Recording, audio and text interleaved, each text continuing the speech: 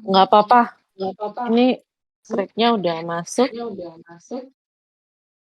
Jadi Fristi boleh Jadi silakan Kristi boleh dimulai. silakan. Aku sambil Aku sambil promoin di promoin kopi di ya. ya. Oke, silakan panggil-panggil. Mm-mm. Ntar aku tunggu yang beberapa yang lain Mm-mm. juga yang di Iya, chat. nggak apa-apa. Iya, nggak apa-apa. Ini udah ini ya udah direkam ya masih klik. Oke. Tracknya udah masuk ya? Tracknya masih. Ya, oke. Aku juga sambil ambilin live. Hmm. Wah, wah, wah.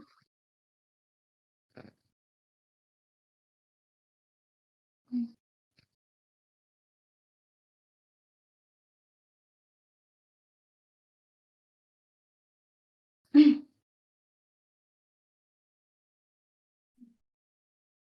Oke. Ya, udah bentar beberapa yang lain Iya, nggak apa-apa. masuk dulu. Halo, Inga ya ini. Long time no Iya, see Inga, banget. betul. Hai Inga, lama nggak ketemu. Ini Hai, yang Guis. rusuh itu kan tiba-tiba rame banget itu. Hai, Guis. Nggak apa kabar, ya Allah. Apa kabar? Halo Kak, Ini kayaknya kok aneh deh ngedengar suara selain Fristi bergema semua. Ntar kayaknya gue keluar terus masuk lagi deh. Aku pakai headset kok. Pakai ini sih emang pakai speaker eksternal soalnya biar kedengeran kan ininya. Kalau aku pakai headset kalau misalkan ada pertanyaan nggak kedengeran kalau di ini live. Oke. Oke. Halo, halo. Welcome. Aman kan ya Selamat share datang. screen-ku ya? Aman. Ntar aku mau ngetes dulu. Set, set.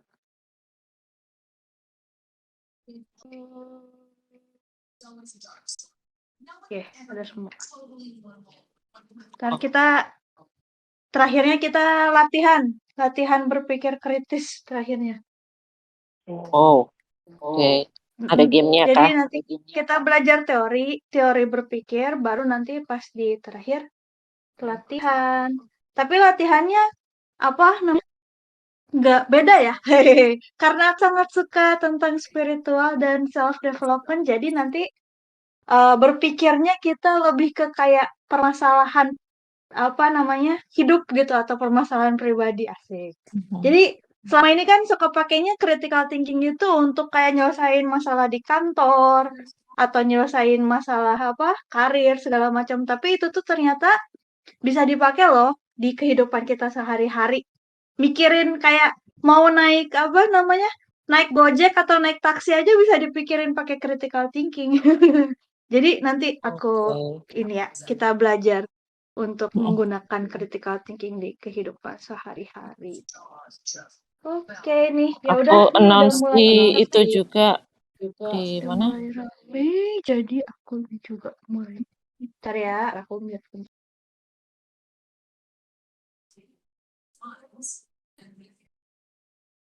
Aku announce di IG juga ya.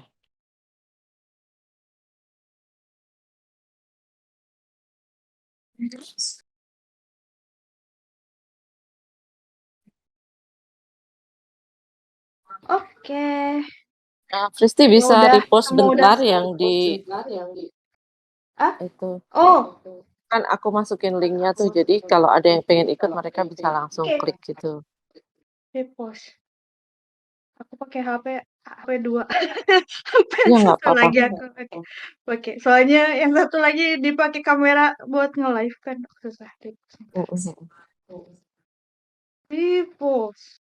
Nih ya, add this to your story. IG live-mu tapi belum live kok. Masa? Iya, Kok udah ada belum. 2 orang join sini di IG live ku? Mana sih? Fristi satu. Iya. Masa sih? Kok nggak itu ya? Biasanya ada di depan gitu loh. Wow. Why? Nggak ngerti. Biasanya kan di depan, di sebelahnya story kita kan ada muncul gitu. Ini enggak. Kok jadi gini? Ada Algoritmanya kok sinyalnya Instagram masuk. kayak ini. Iya, tapi Ini ada lagi yang join lagi nih. Yang tapi di IG. mestinya ini banyak yang join Mungkin kan. ada orang yang lebih akses kali live daripada aku. Jadi Nggak ada hari ini, nggak ada diutamakan yang yang live sama sekali.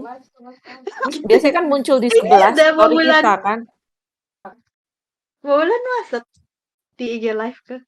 Aku barusan masuk. Tapi punyamu nggak muncul di sebelah storyku gitu loh. Voice Biasanya kan kalau yang live tuh muncul di sebelah story kita ya.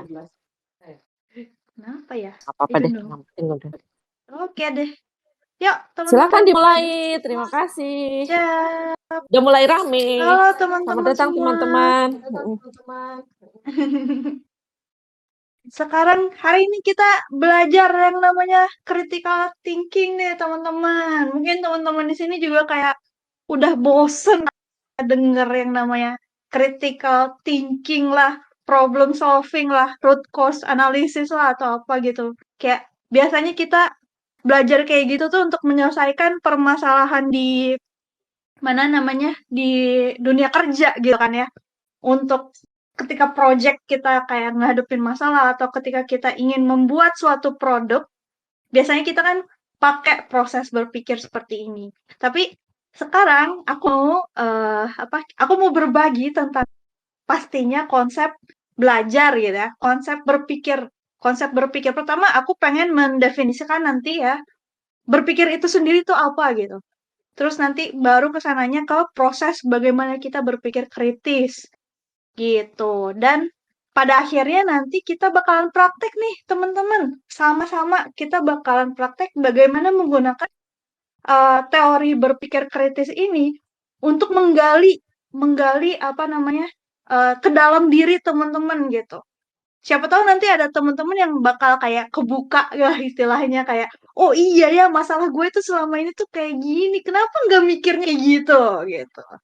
Jadi nanti kita bakalan belajar seperti itu ya. Jadi kita belajar berpikir bagaimana berpikir kritis menepi permasalahan hidup atau permasalahan kita sehari-hari. Jadi nanti aku nggak akan fokus ke professional life atau ke bagaimana kita menggunakan berpikir kritis ini dalam permasalahan di kantor, tapi lebih ke personal atau self development teman-teman. Oke, next. Oke, yang pertama nih satu quotes. Jadi dia bilang, thinking is the way that the mind makes sense of the world. Pikir itu tuh sebenarnya apa sih gitu. Bahkan sampai salah satu filosofer ya, filsuf lah ya sebutannya. Filsuf yang bilang kalau manusia nggak berpikir maka dia nggak ada gitu. I think apa ya? Aku lupa jadi bahasa Indonesianya, bahasa Inggrisnya. Pokoknya intinya ketika aku berpikir maka aku ada. Yang tidak berpikir maka dia kayak nggak eksis. Karena manusia itu harus berpikir ketika dia ingin make sense of the world. Jadi kayak bagaimana kita menanggapi impuls dari luar, bagaimana kita menanggapi semua rangsangan dari environment kita atau dari lingkungan kita, terus bagaimana kita melakukan suatu tindakan, bahkan sekecil apapun kita tuh berpikir gitu. Cuma nanti ada berpikir yang benar, ada berpikir yang salah. Jadi kita coba belajar soal itu. Oke, next. Nah, kenapa sih kita tuh harus concern sama yang namanya berpikir? Ya udah sih, berpikir mah ya gitu aja gitu. Enggak loh, banyak banget hal yang dipengaruhi oleh cara kita berpikir. Jadi, cara kita berpikir itu bisa kayak ngasih tahu kita atau ngasih image kita apa yang satu adalah apa yang terjadi, apa yang ada, masalah kita apa, opsi kita apa atau pilihan-pilihan kita apa.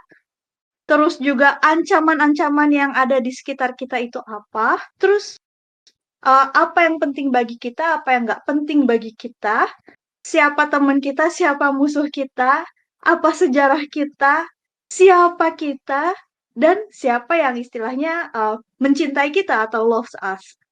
Terus, dari bagaimana cara kita berpikir itu, kita juga cara kita berpikir akan menentukan kita belajar apa, bagaimana kita belajar, terus kenapa sih kita merasa hal tersebut penting untuk dipelajari, terus seberapa effortnya kita harus belajar gitu kan, terus apa yang kita pikir benar, apa yang kita pikir salah, dan bagaimana sesuatu harus dilihat.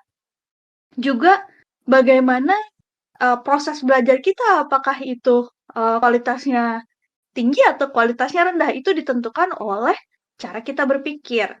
Dan juga seberapa dalamnya kita belajar, itu juga ditentukan oleh bagaimana cara kita berpikir. Oke. Nah, yang pasti nih teman-teman, sebelum kita masuk ke prosesnya itu sendiri, kita harus mendefinisikan dulu. Apa sih itu critical thinking? Aku pengen coba gali dulu nih dari teman-teman yang udah ada di sini. Ada yang udah tahu belum? Apa sih itu critical thinking? Gitu. Coba deh, siapa deh yang mau jawab dulu? Jangan aku tunjuk dong. Ada nggak ya yang pengen mendefinisikan apa sih yang namanya critical thinking atau berpikir kritis? Ya, teman-teman. Aku mau Adakah? jawab kan? Boleh, boleh. Ya, silakan. Bisa Mungkin dibilang ya. critical Sorry. thinking itu enggak. Bisa dibilang critical thinking itu satu langkah lebih dulu daripada yang lainnya. Kayak seakan-akan kita itu udah berpikir kemungkinan-kemungkinan yang ada di masa depan gitu loh. Selain itu bisa dikatakan bahwa critical thinking itu kayak kita memikirkan sebab akibat. Jadi kita mencari cara efektif untuk menyelesaikannya. Ya, gitu Oke. Kak. Oke, jadi kayak mempertimbangkan beberapa langkah ke depan gitu ya. Jadi kita ketika melihat sesuatu, kita tuh udah mikir ke depannya akan seperti apa gitu ya. Oke, ini ada lagi yang jawab nih di chat. Ramdan ya, berpikir secara jernih dan rasional tentang apa yang harus dilakukan atau apa yang harus dipercaya. Oke, mantap. Jadi menurut Ramdan nih, critical thinking itu mikirnya jernih gitu. Terus rasional ya, nggak emosional tapi rasional. Dan juga bisa mempertimbangkan apa sih yang kita percaya ini sumbernya tuh bener nggak sih atau sumbernya malah hoax gitu kan ya, seperti itu. Oke. Ada lagi kah teman-teman? Mungkin satu lagi deh sebelum aku masuk.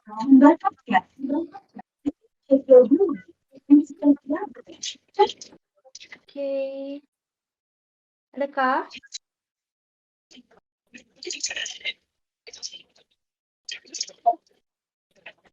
Ya udah. Kalau nggak ada aku pasrah. Ya udah kita lanjut ke slide setelahnya ya. Sebenarnya critical thinking ini definisinya banyak banget dan kalian itu bebas mau mendefinisikan seperti apa, itu adalah critical thinking versi kalian gitu aja. Cuma konsepnya adalah next ini ya. Jadi pertama di sini kita harus mendefinisikan berpikir itu sendiri itu apa gitu. Jadi thinking di sini sebutkan bahwa thinking is a purposeful, organized process that we use to make sense of the world. Jadi thinking itu adalah suatu proses yang sengaja. Jadi bukannya tiba-tiba ya, kitanya yang sengaja gitu kan. Kitanya dengan sengaja mengorganize dan juga berusaha make sense of the world gitu. Gitu. Itu adalah thinking. Nah, selanjutnya masuk ke kritikalnya. Kritis di sini bukan maksudnya apa ya? Bukan maksudnya nyerang gitu ya. Bukan kritik ya. Beda ya dengan kritik di sini. Kalau kritikal di sini tuh maksudnya mempertanyakan segala sesuatunya. Tadi Ramdan ya yang kayak ini bisa dipercaya atau enggak. Nah, itu tuh salah satu bagian dari critical thinking. Apakah jadi ketika ada suatu pikiran, kita challenge gitu. Ini benarkah seperti ini? Benarkah seperti itu? Apakah ini bisa dipercaya atau tidak resource-nya? Itu kritikal. Lalu di sini teman-teman bisa baca sendiri lah ya di slide-nya. Kalau yang di IG nggak bisa lihat slide sih. Cuman kira-kiranya seperti itu. Jadi kayak critical thinking is a set of skill designed to help the thinker analyze. Ini yang tadi kata Inga ya. Menganalisis, assess, mengakses atau menilai ya. Dan juga questioning, mempertanyakan ya. Given situation or condition gitu. Jadi nih kalau teman-teman baca berita di Detik News lah atau apa gitu. Misalkan berita apa ya yang kira-kira ini. Oh ya, Perang Dunia Ketiga misalkan. Perang Dunia Ketiga akan segera terjadi. Hal ini sudah dibuktikan dengan Rusia menyerang Ukraina gitu kan. Itu news gitu ya, big news. Nah, untuk teman-teman yang berpikir kritis, mungkin teman-teman akan mempertanyakan. Jadi kayak, oh iyakah? Iyakah dengan kita berasumsi Rusia, oke ini fakta, ini fakta. Fakta adalah Rusia menyerang Ukraina itu fakta, sudah terjadi di lapangan. Tapi apakah fakta atau data yang tersedia itu sudah cukup untuk kita bikin asumsi bahwa Perang Dunia Ketiga akan terjadi nggak lama lagi atau enggak misalkan dalam beberapa cepet lah misalkan dalam beberapa bulan gitu atau dalam beberapa minggu gitu kan. Apakah cukup data itu gitu. Kalau orang yang berpikir kritis akan mempertanyakan sampai ke situ gitu. Apakah datanya valid? Bisa nggak dipakai untuk bikin asumsi seperti itu? Atau jangan datanya belum cukup itu untuk kita bisa mengasumsikan bahwa Perang Dunia Ketiga akan dimulai kayak gitu. Ini ekstrim ya, ini ekstrimnya seperti itu. Oke, nah terus orang yang berpikir kritis tuh dia kayak gimana sih karakteristiknya? Yang pasti yang pertama dia tuh bakalan melihat dari berbagai sisi. Ada satu isu, misalnya apa ya isunya? Ini deh misalkan ya, kalau zaman dulu lagi heboh-hebohnya gitu ya, pemilihan presiden kan ada dari kubu A, kubu B, gitu kan? Ada dua sisi. Nah, critical thinker atau orang yang berpikir kritis akan melihat dari segala sisi. Jadi dia nggak cuma pro si kubu A aja gitu. Ya udah kubu B mah pasti jelek lah, nggak mau tahu kubu B mah pasti jelek gitu. Kalau orang yang berpikir kritis, dia akan melihat, oke, kubu A seperti ini, fakta-faktanya seperti ini, kubu B seperti ini, fakta-faktanya seperti itu gitu kan. Jadi kayak apa ya? Imbang gitu ya. Nggak cuma memihak satu sisi, tapi dia juga berusaha melihat semuanya gitu secara logis, objektif, nggak langsung ke bawah apa ya, ke bawah emosi, gue mah benci sama kubu B, ya udahlah gitu kan. Nggak kayak gitu, tapi dia berusaha untuk menilai secara logis di situ. Makanya dibilangin kan, judge well the quality of argument, dia lihat juga kan argumennya ini berkualitas atau enggak, perlu nggak sih kita cek gitu kan. Terus credibility of sources, ini sumbernya valid atau enggak gitu kan, kredibel atau enggak, itu dicek. Terus juga pakai evidence, create convincing argument using sound evidence analysis. Jadi punya bukti, punya analisa gitu. Jadi nggak langsung ngomong. Terus effectively recognize and use ethic, empathy, and logic and argument. Nih ada nih orang yang biasanya nyerah rasional kalau berargumentasi. Apakah dia menggunakan critical thinking? Enggak, gitu. Jadi ketika kita berargumen, kita nggak boleh nyerang orang lain tuh personalnya gitu. Misalkan kayak, misalkan kita lagi ngomongin soal politik, terus tiba-tiba kita nyerang status si orang itu, misalkan, pengangguran kayak lo mah gitu kayak, atau enggak, bla bla bla kayak lo mah nggak boleh lah ngomong kayak gini gitu. Itu udah nyerang itu udah nyerang personal, nggak boleh kayak gitu. Mau orang itu penganggur kayak mau orang itu CEO kayak jabatannya apa kayak politician atau politisi atau apa, argumennya tuh harus dilihat apa adanya, nggak usah dilihat siapa yang ngomong gitu. Jadi nyerangnya itu nggak boleh nyerang personal kayak gitu. Fokusnya di apa yang dia bilang gitu. Kenapa sih pikir kritis? Ya iyalah kalau mikirnya dipenuhi oleh logical fallacy atau sesat pikir, nanti kita nggak bisa menyelesaikan permasalahan yang ada gitu. Yang ada muter-muter di situ aja karena kan salah metode yang digunakannya gitu untuk menyelesaikan masalah kayak gitu. Jadi berpikir kritis ini sangat penting untuk lanjutannya problem solving. Mungkin aku akan bikin sesi lain ya, sesi lain tentang yang namanya problem solving dan decision making. Jadi lanjutan mungkin ya. Sesi setelah kita berpikir kritis mungkin nanti aku akan bikin tentang problem solving dan decision making, tapi itu nanti. Oke, next. Nah, ini dia teman-teman. Contoh tidak berpikir kritis. Contoh tidak berpikir kritis. Nih bapak ini pengen motong pohon nih ya, dahan pohon. Terus dia lupa, dia nggak berpikir strategik gitu ya. Dia nggak berpikir, dia nggak mempertimbangkan segalanya, dia nggak mempertimbangkan hal-hal yang harus dia pikir setelah dia motong pohon itu dia harus gimana gitu. Ini dia motong, terus tangganya jadi ikut jatuh, jadi karena dahannya kepotong, terus dia nggak bisa turun. Kan dodol. Nah, seperti ini. Jadi kalau kita impulsif, nggak berpikir kritis, mungkin akan terjadi seperti ini. Jadi kita tuh ngambil keputusan atau lakukan sesuatu, nggak berpikir tapi nggak panjang gitu lah istilahnya gitu. Jadi kayak ini, motong. Benar kata Kak ya, udah kayak kucing, bisa naik nggak bisa gitu kan. Lupa dia habis memotong dahannya, si tangganya ikut jatuh juga gitu.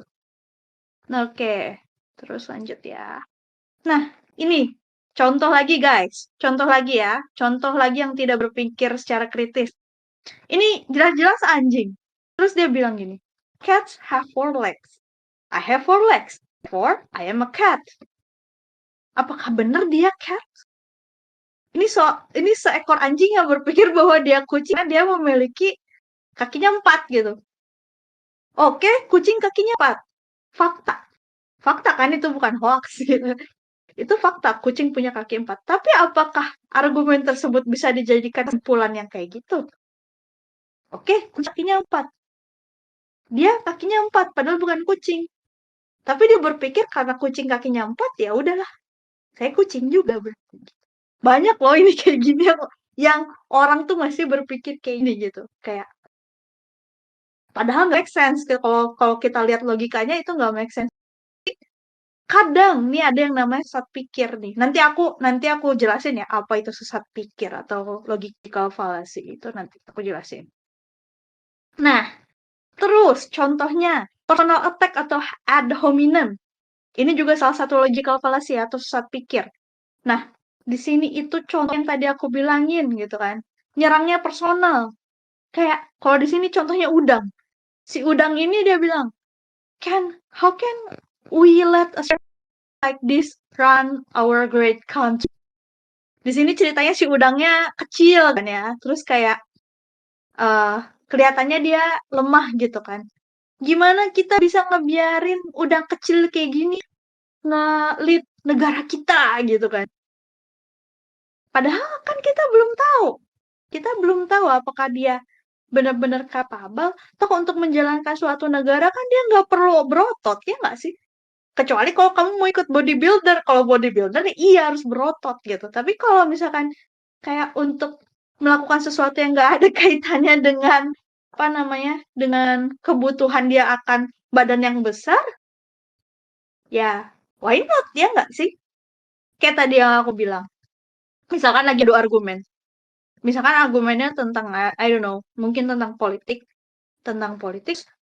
misalkan salah satu si orangnya itu misalkan tidak punya pekerjaan atau pengangguran gitu ya. Terus jadi yang satu lagi nyerangnya bukan argumen dia, misalkan lagi ngomongin tentang apa gitu ya politiknya. Aku bingung, udah lama nggak di Indonesia yang lagi hot apa ya gitu. Pokoknya ambil satu kasus misalkan apa ya. Oh, pengesahan undang-undang misalnya yang kemarin aku baca. Misalkan tentang pengesahan undang-undang anti zina misalkan, yang kalau ke hotel check-in yang nggak boleh berdua itu, gitu kan. Misalkan topiknya itu ya, topiknya itu, jangan kemana-mana dulu. Topiknya itu, terus mereka berdebat, ada yang pro, ada kontra. Nah, si yang pro ini misalkan menyerang yang satu lagi, atau yang kontra menyerang yang nggak tahu lah, pokoknya saling menyerang kan, saling menyerang adu argumen. Nah, yang satu misalkan dia tidak punya pekerjaan atau statusnya adalah pengangguran. Nah, yang satu lagi nyerangnya bukan argumen mengenai topik tadi, mengenai pengesahan undang-undang tadi, tapi ke posisinya dia sebagai pengangguran gitu misalkan. Kayak, "Allah, pengangguran juga," misalkan, atau enggak, "Allah, kamu ngerti apa sih soal politik? Kamu kan bukan politician atau kamu kan bukan politisi," gitu kan. Jadi nyerangnya tuh ke situ, padahal nggak nggak usah gitu, padahal nggak boleh kayak gitu. Harusnya dilihat dari apa yang dia bilang, apakah masuk atau tidak ke tema yang tadi, temanya pengesahan undang-undang gitu. Kan nggak ada hubungannya, Mas, dia statusnya CEO, mau statusnya presiden kayak mau statusnya pelajar gitu kan. Yang mau kita lihat argumen dia terhadap si politik ini kan, keputusan politik itu gitu, seperti itu. Oke, lanjut. Ini ya, whenever, oke, bentar. Nanti kalau ada yang ini, bentar. Tadi aku lihat chat lupa. Takutnya ada yang selip. Oke. Whenever we are dealing with human life, we are almost always dealing with thinking. Iyalah gitu. Kalau kita dealing atau kita apa ya namanya, berinteraksi dengan manusia lah intinya gitu ya. Kita tuh pasti akan selalu terikat atau bergelut dengan yang namanya pemikiran atau berpikir. Orang kita mau ngasih komen di internet aja kan mikir. Ini siapa nih teman-teman yang suka nih, yang suka mengganggu ketertibannya internet dengan memberikan komen-komen. Kan suka ada tuh yang keyboard tuh apa, justice warrior yang di internet itu. Ya kan, itu aja prosesnya berpikir gitu. Kayak itu kan namanya udah berpikir gitu. Ya nggak tahu mikirnya betul salah, tapi itu udah proses berpikir seperti itu. Waduh, ada yang merasa nggak apa-apa justice warrior gitu, atau nggak apa-apa temen mau bikin rusuh di kolom komentar juga nggak apa-apa guys. Iya, yang penting jangan bikin kerusuhan di dunia nyata loh. Ngajarin nggak bener banget sih. Ya ya ya, ya nggak apa-apa. Yang penting pinter lah ya, komennya yang pinter, mikir, yang berpikir ya. Oke, lanjut. Oke. Mungkin teman-teman di sini ada yang udah pernah baca buku Thinking Fast and Slow, Daniel Kahneman. Nah, itu bagus tuh bukunya. Mana ya? Aku ada gak ya? Aku ada sih di Kindle, tapi Kindle-nya jauh, jadi ya udah aku usah diambil. Itu salah satu rekomendasi buku untuk berpikir, tentang berpikir. Jadi si Daniel Kahneman ini mengkategorikan proses berpikir itu menjadi dua. Sistem 1 sama sistem 2. Sistem 1 itu dia sifatnya cepat, fast, unconscious atau nggak sadar, asosiatif, otomatis, intuitif. Contohnya apa? Contohnya ketika kita misalkan ngelihat muka orang, oh itu si Presti gitu kan, langsung kenal gitu, langsung kenal mukanya, mengenal wajah gitu. Mengenali orang itu sistem 1. Terus dengerin lagu, oh ini lagu ini gitu, terus kayak oh lagunya happy ya, aku senang. Nah, itu sistem 1. Terus juga mengenali emosi orang lain. Misalkan ada orang nangis, terus langsung ya dia pasti sedih, itu sistem 1. Jadi kayak sifatnya tuh otomatis, asosiatif, intuitif gitu ya. Intuitif, feeling ya, lebih ke feeling.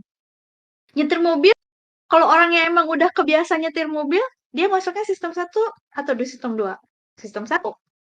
Karena kan udah biasa. Jadi istilahnya udah nggak perlu mikir susah-susah, nggak perlu mikir yang oh ini mana gas mana ya, rem mana ya, oh atau kalau aku belok kiri itu harus seberapa belok ya gitu. Dia nggak perlu mikir kayak gitu karena apa namanya, badan dia sudah secara otomatis melakukan hal tersebut gitu. Nah, terus apa namanya, ada lagi yang namanya sistem 2. Sistem 2 itu sifatnya slow, effortful, logical, lazy, indecisive. Maksudnya apa? Sistem 2 ini yang susah. Jadi kalau teman-teman dikasih soal kalkulus gitu kan, suruh mikir, nyelesain persoalan matematika atau persoalan fisika gitu kan. Itu sistem 2 makanya. Atau ketika dikasih pertanyaan yang susah, yang kitanya harus mikir lama gitu kan. Itu adalah sistem 2. Jadi dia tuh effort banget. Karena kita benar-benar pakai otak kiri kita yang logis gitu loh. Menggunakan memori kita yang kita pelajarin apa. Pas lagi ujian kita pakai mana? Sistem 2 kita makainya. Nggak pakai sistem 1. Gitu. Nah, ini kalau kita berpikir kritis, sistem mana yang harus dipakai? Sistem 1 atau sistem 2? Sistem 2, teman-teman. Karena sistem 1 itu berbahaya. Boleh banget dipakai intuisi. Kalau intuisi ya, kalau soal intuisi atau soal mengenali kata hati, wah pakai deh sistem 1. Tapi kalau lagi berargumentasi secara logis, kalau lagi ngerjain sesuatu yang emang butuh analisa dalam, harus dipakai sistem 2 kayak gitu. Karena bahaya pakai sistem 1. Kenapa bahayanya? Karena dia sangat mudah dipengaruhi yang namanya emosi. Jadi dia ini paling sering nih sistem 1 ini dikena-kenain nih sama yang namanya emosi. Jadi misalkan gini teman-teman, kalian lagi berdebat dengan orang, misalkan mengenai satu topik. Tapi kalian tuh udah gak suka secara personal sama si orang ini. Entah kalian punya dendam apa gitu di masa lalu. Atau si orang ini emang nyebelin gitu sikapnya gitu kalian. Terus kalian jadi gak suka. Gak bisa mikir. Kalau pakai sistem 1 kalian gak akan bisa mikir jernih. Orang udah gak suka sama orangnya udah benci banget gitu. Lihat mukanya aja enek istilahnya. Gimana kita mau argumen Pak? Kalau pakai sistem 1. Orang udah kebawa. Apa namanya feelingnya udah kebawa kan. Udah gila benci banget nih sama orang. Udah gitu kan. Pasti nyerangnya ya. Pasti nyerangnya ad hominem lagi nih. Pasti nyerangnya ke personal attack lagi gitu. Karena kita emang dari awal udah gak suka sama orang ini. Bahaya. Berbahaya itu. Kalau kayak gitu. Jadi, gimana caranya nih? Harus pakai sistem 2. Kesampingkan emosinya.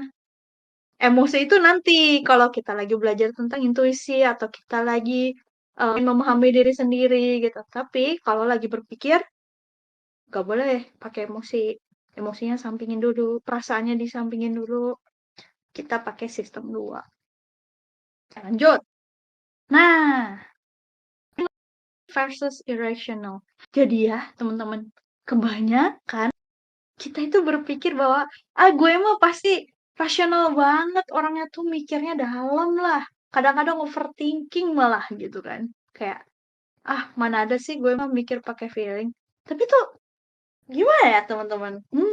Aku pun kadang suka sadar gitu, suka ketampar sendiri, pak gitu kan kayak kan gak gitu loh. Kamu impulsif banget sih mikirnya gitu kan. Kayak jadi kita tuh kadang-kadang bukan GR apa ya?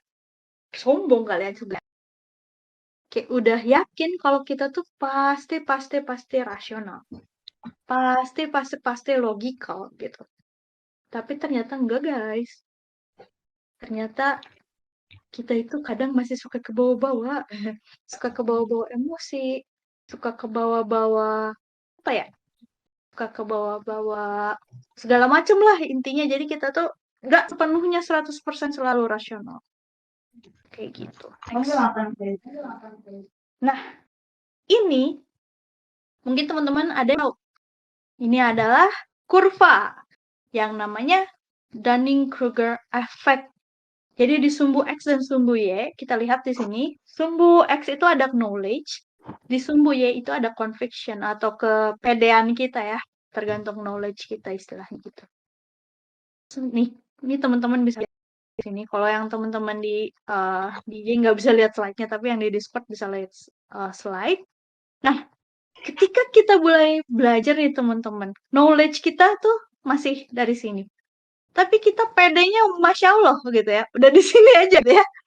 Baru terus belajar dikit lagi. Wow, kita merasa tahu segalanya gitu. Misalkan apa ya? Baru belajar. Oh gini ceritanya. Ceritanya baru belajar matematika, misalkan ya, teman-teman baru belajar matematika, terus kayaknya gampang gitu ya. Waktu kita zaman SD, SMP, SMA, paling aljabar gitu kan. Kok kayaknya gampang, terus kayak, wah gila gue mah jago matematika, I'm feeling great about it gitu kan. Seneng banget, soalnya merasa jago gitu ya aljabarnya. Terus, tiba-tiba pas kalian belajar lagi, nemu dah mulai yang namanya integral, diferensial, atau kalkulus-kalkulus lah. Tapi kalkulus pertama misalkan. Kaget kan dari aljabar kena kalkulus kan misalkan. Kena kalkulus kan susah ya. Jadi kayak questioning. Kita, wah anjir susah banget gitu. Ini susah banget nih matematika yang gue dulu jago sampai bingung kan. Terus mempertanyakan itu. Terus jatuh deh, rasa percaya diri kita tuh jatuh banget. Sampai akhirnya kita mengakui bahwa kita tuh nggak tahu apa-apa. Nggak tahu sebanyak itu gitu. Sampai jadi insecure. Karena susah gitu kan. Tapi ketika kalian udah ngerti konsepnya, udah mulai ngerti nih konsepnya integral, konsepnya diferensial gitu kan. Terus konsep yang segala macam lah istilahnya kalkulus 1 misalkan. Kalkulus 1 kalian udah ngerti, basicnya udah ngerti. Masuk kalkulus 2 yang mulai pede lagi. Wah, gue udah ngerti nih basicnya gitu. Walaupun gue nggak sepede di awal, tapi rasa percaya diri makin lama makin muncul, makin naik seiring dengan pengetahuannya gitu. Nanti dia belajar kalkulus 2, nanti belajar matematika teknik gitu kan yang makin advance-nya gitu. Sampai akhirnya nggak ngerti lah belajar apa gitu sampai dia di sini gitu kan. Jadi yang namanya rasa percaya diri itu memang terbangun oleh kemampuan kita untuk mengakui bahwa kita tuh udah sampai mana sih belajarnya kayak gitu. Itu konsep si Dunning-Kruger effect ini. Mungkin teman-teman nanti bisa cari sendiri ya tentang penjelasan Dunning-Kruger. Nah, ayo sekarang kita quiz ya. Kita quiz. Jadi di sini ada 4 pertanyaan. Nah, 4 pertanyaan ini udah didesain sedemikian rupa supaya kita tuh bisa ngerti kapasitas berpikir dan kapabilitas berpikir kita gitu. Jadi, tapi seru-seruan aja nih guys, teman-teman. Mungkin nih teman-teman yang sering ikutan kayak semacam apa sih namanya webinar atau pengembangan diri mungkin udah pada tahu lah kali jawabannya gitu kan. Cuman kita ini buat seneng-senengan aja. Oke, jadi pertanyaan pertama, bagaimana cara kamu masukin jerapah ke dalam kulkas? Apa sih? Oke, Singkong. ada yang mau jawab nggak?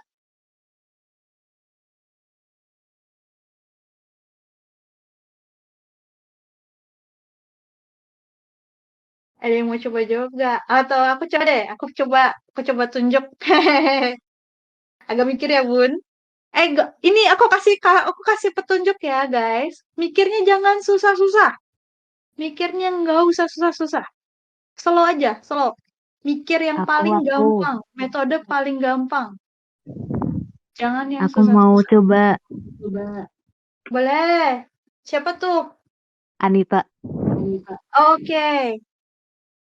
Boleh, Nomor Anita, yuk. 1, Gimana cara masuk jerapah ke buka kulkas? pintu kulkasnya, masukin jerapahnya, tutup lagi. Gitu nggak? Oke. Mantap.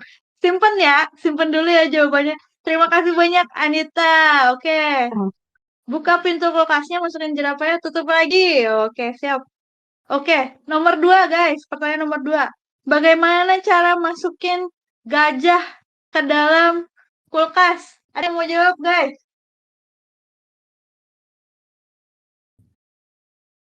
Aku tunjuk deh. Biar kita dapat. Kavelia mau coba gak Kavelia?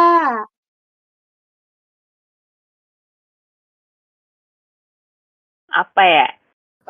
Eh, Buka kulkas, keluarin jiraf, masukin elephant, tutup lagi.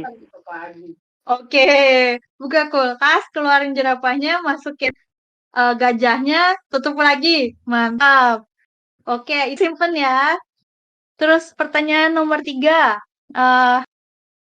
Lion King nih lagi bikin animal conference. Jadi konferensi hewan-hewan ya, konferensi binatang. Semua binatang datang, semua hewan datang, kecuali satu. Siapa yang nggak datang? Ayo teman-teman. Undur. Undur. Alasannya kenapa Benjo? Karena Apa nih? mundur, bukannya maju Karena ke tempat. diundur. Iya. Oke. Kalau kata Benjo undur-undur ya. Oke. Sekarang yang nomor 4. There is a river you must cross. Ini ada ini yang harus kalian seberangin. It used to be full of crocodile. Tapi biasanya penuh sama ini buaya. Dan kamu tuh and you don't have a boat gitu. Kamu nggak punya perahu buatnya. Gimana nyebrangnya gitu? How do you manage it gitu?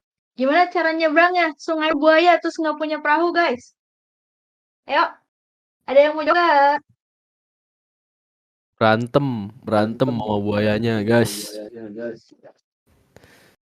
Berantem sama buaya. Oke, itu Yes. kata Ramdan. Aku kasih petunjuk deh guys. Ini pertanyaan nomor 4 itu masih nyambung sama yang sebelum-sebelumnya. Ayo, ada yang mau coba gak? Kawulan. Apa kawulan? Coba tebak.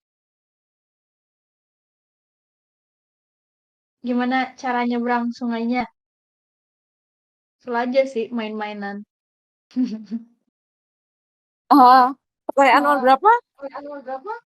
Pertanyaan nomor 4. Nomor 4. There is a river Caranya you must cross, but bersungai. it is used to be full of crocodile and you don't have a boat. How do you manage it? Iya. Dibarisin dulu krokodilnya, terus kita tinggal nyebrang di atas kepalanya krokodil. Udah. Oke. Siap. Aduh, lucu-lucu aja jawabannya. Oke Dijajarin. guys, aku kasih banyak. Ayo kita cek ya guys. Tadi aku rekap dulu jawaban-jawabannya. Yang satu dari Anita tadi buka kulkas, masukin jerapah, tutup lagi. Kavya buka kulkas, keluarin jerapahnya, masukin gajah, tutup lagi pintu kulkasnya. Terus Ramdan, yang gak datang siapa? Undur-undur karena diundur. Terus Kawulan yang nomor 4 ya udah jajarin aja krokodilnya terus kita tinggal nyebrang. Oke. Nah, ayo kita lihat jawabannya. Set. Yang pertama nih teman-teman jawabannya. Bener, Anita, selamat. Jadi pertanyaan ini ngetes gimana gimana kamu tuh tendensinya untuk melakukan simple things in an overly complicated way. Jadi bagaimana berpikir simple, jangan susah. Karena kan nggak ada data-data yang lebih, cuman di ini aja kan, cuma kasih tahu gimana cara masukin jerapah ke kulkas, nggak dikasih tahu kulkasnya sebesar apa gitu kan. Kulkas dikasih tahu apanya, ya udah iseng cara paling gampang ya bagaimana kita memasukkan sebuah benda ke dalam kulkas, ya konsepnya itu aja dipakainya gitu, nggak usah mikir susah-susah ya kan. Lalu selanjutnya, how do you put elephant to a refrigerator, itu yang tadi ya. This question tests your ability to think through the repercussion of your previous action. Jadi karena ini pertanyaannya masih nyambung sama sebelumnya, jadi ini tuh kayak ngetes kalian tuh masih inget nggak sih apa yang kalian lakukan sebelumnya gitu loh. Oh, tadi kan masukin jerapah tuh ke kulkasnya. Ya keluarin dulu dong jerapahnya, masukin lagi gitu kan, masukin gajah gitu kan. Gajahnya gitu. Terus ini tadi Ramdan salah ya. Yang yang nggak datang elephant yang nggak datang gajah, orang masih di dalam kulkas dianya. Belum keluarin kan. Jadi apa namanya? Elephant nggak datang karena dia inside the refrigerator belum dikeluarin. Terus ini tujuannya apa? Pertanyaan ini ngetes memori kalian gitu kan tentang repercussion atau tindakan yang sudah dilakukan sebelumnya. Terus pertanyaan terakhir, sayang sekali Mbak Wulan juga salah. Gak apa namanya? Jump into the river and swim across it gitu. Kenapa? Because all the crocodiles are attending the animal conference. Ya kan tadi yang dibilangin, Lion King kan lagi ngadain animal conference dan semua hewan datang. Ya termasuk krokodil dong. Termasuk si buaya lagi sibuk datang ke konferensinya kan. Ya udah kosong aja itu si sungainya gitu karena lagi datang ke konferensi animal tersebut. Tujuan dari pertanyaan ini adalah ngetes bagaimana kamu belajar cepat gitu atau learn quickly from your mistakes. Jadi kayak belajar dari kesalahan sebelumnya. Gitu teman-teman. Ini iseng-iseng aja sih. Jadi emang pertanyaan ini sebenarnya kayak dibikin oleh suatu consulting firm namanya Anderson kalau nggak salah, Anderson Consulting Firm. Terus cuman buat ngetes iseng aja. Ini apa namanya? Nggak mendefine kapasitas berpikir kalian yang bener-bener detail gitu. Oke, rame bener ini chatnya. Aku belum lihatnya ada lagi ngapain sih. Tiba-tiba masuk 10. Oh, dapat hadiah ini budak giveaway. Aduh, aku gak punya gak punya hadiah. Piring cantik. Oh, oke. Yare dade. Chatnya nggak penting bersih. Nggak, aku kepo aja siapa tahu ada yang nanya atau apa jadi aku ini. Lanjut. Oke, ini adalah yang namanya Bloom Taxonomy atau step by step dari si critical thinking ini sendiri. Jadi ada yang namanya knowledge, comprehension, application, analysis, synthesis, sama evaluation. Yang pertama nih, ketika kita menjalankan critical thinking adalah kita mencari informasi yang sebanyak-banyaknya. Dengan cara discovery, menemukan ya, observation atau observasi, terus juga listing, locating, naming, kayak gitu. Lalu selanjutnya guys, ke comprehension.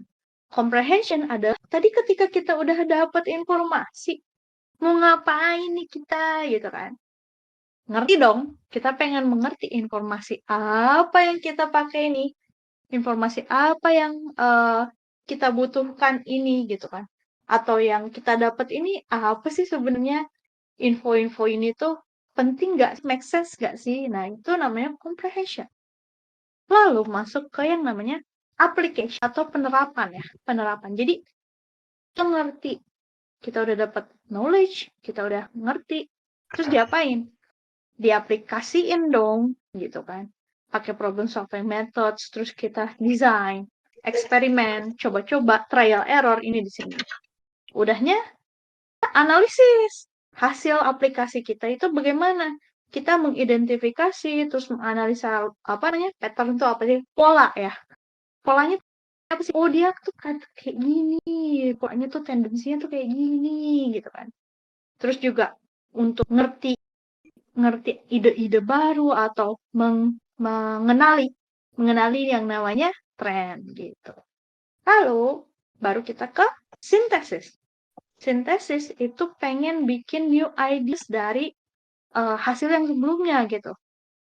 Jadi kayak composing, imagining, inferring, modifying, predicting, sama combining. Jadi ini tahap lebih lanjut ya dari si analisisnya adalah mensintesa atau mensintesa. Baru terakhir kita evaluasi semuanya gitu kan. Kita nge-compare ide-ide yang ada, terus juga kita lihat hasilnya seperti apa, ngejudge juga gitu ya, ini bagus atau enggak ya cara ini, atau enggak, oh ini efisien atau enggak ya, efektif atau enggak ya, gitu. Oke, lanjut. Ini ada yang namanya learning matrix, teman-teman. Conscious competence learning matrix. Nah, di sini tuh ada yang namanya conscious incompetence, conscious competence, unconscious incompetence, unconscious competence. Nah, ini ada 4 matriks. Ini masing-masing areanya ini aku jelasin ya di sini adalah kita mulai dari yang pertama dulu, yang conscious incompetence. Itu kita conscious, kita aware ya, sadar gitu loh, bahwa kita nggak kompeten, bahwa kita incompetence gitu.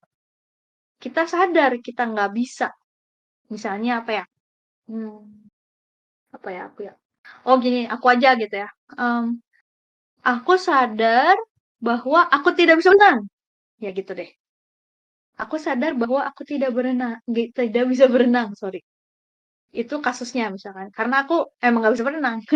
Terus yang bisa aku lakukan ada apa? Ya aku cari tahu dan bicara dengan expert. Kalau aku pengen bisa berenang, gimana caranya? Gitu. Tolong ajarin cara berenang. Minta tolong ke orang yang bisa. Itu kalau aku sadar, aku nggak bisa berenang. Terus, conscious competence. Ini kasusnya adalah ketika kita sadar, kita bisa. Gitu. Misalnya apa ya?